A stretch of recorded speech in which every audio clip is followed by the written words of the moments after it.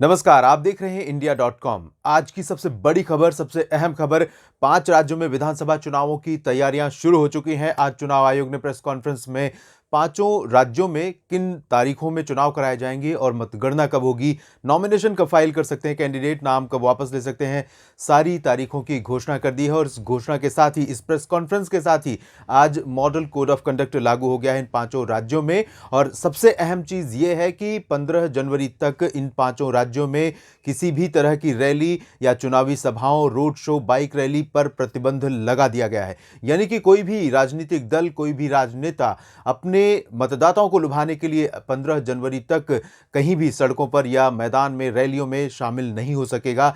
इसका कारण मुख्य यह है कि इस समय कोरोना के मामले पूरे देश में बहुत तेजी से बढ़ रहे हैं। 15 जनवरी को रिव्यू की जाएगी सिचुएशन, उसके बाद चुनाव आयोग रैलियों के बारे में नए आदेश जारी कर सकता है। इस बार बहुत सारे प्रतिबंध लगाए गए हैं, जिसमें और बहुत सारी नई फैसिलिटीज भी शुरू की गई हैं। उत्तर प्रदेश में और बाकी जो 4 राज्य हैं, उन सभी राज्यों में चुनाव के बारे में मतगणना, मतदाताओं की सूची 5 जनवरी को जारी कर दी गई थी। जो अपडेटेड सूची है, उत्तर प्रदेश में लगभग 18 करोड़ के आसपास मतदाता मतदान करेंगे इस बार, जो एलिजिबल वोटर होंगे।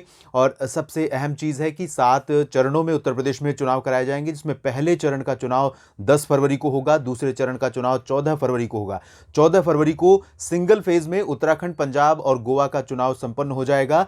लेकिन इन तीनों राज्यों के नेताओं को, तीनों राज्यों की राजनीतिक पार्टियों को इंतजार करना पड़ेगा सीधे 10 मार्च तक का। 14 फरवरी के बाद सीधे 10 मार्च को उनको परिणाम उनके सामने होगा, और तब तक उनको पेशेंस रखना होगा, धैर्य रखना होगा। जबकि मणिपुर में जो चुनाव होंगे वो 27 फरवरी और 3 मार्च को होंगे। उत्तर प्रदेश के 5वें और 6वें चरण के साथ उत्तर प्रदेश का आखिरी चरण का चुनाव जो होगा वो 7 मार्च को संपन्न होगा, और 10 मार्च को इन पांचों राज्यों के मतों की गिनती की जाएगी और इसी दिन परिणाम सामने आने की संभावना है, क्योंकि ईवीएम में आप जानते हैं कि परिणाम जल्दी सामने आ जाते हैं।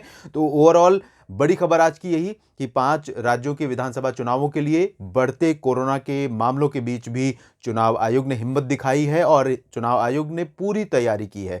चुनाव आयोग का ये कहना है कि जिस तरह से पूरा प्रारूप तय किया गया है, जिस तरह से इस वोटिंग प्रैक्टिस को फॉलो किया जाएगा, उसमें कोविड के सारे प्रोटोकॉल इंक्लूड रहेंगे, और इसी वजह से 15 जनवरी तक रैलियों पर रोक लगाई गई है। इसमें अभी इतना ही। आप लगातार बने रहिएगा इंडिया.com के साथ। हम अपडेट करते रहेंगे आपको क्या क्या चेंजेस हो रहे हैं, क्या क्या अपडेट आ रहे हैं चुनाव आयोग की तरफ से या राजनीतिक दलों की तरफ से, या फिर इन राज्यों में क्या है ताज़ा हालात। धन्यवाद।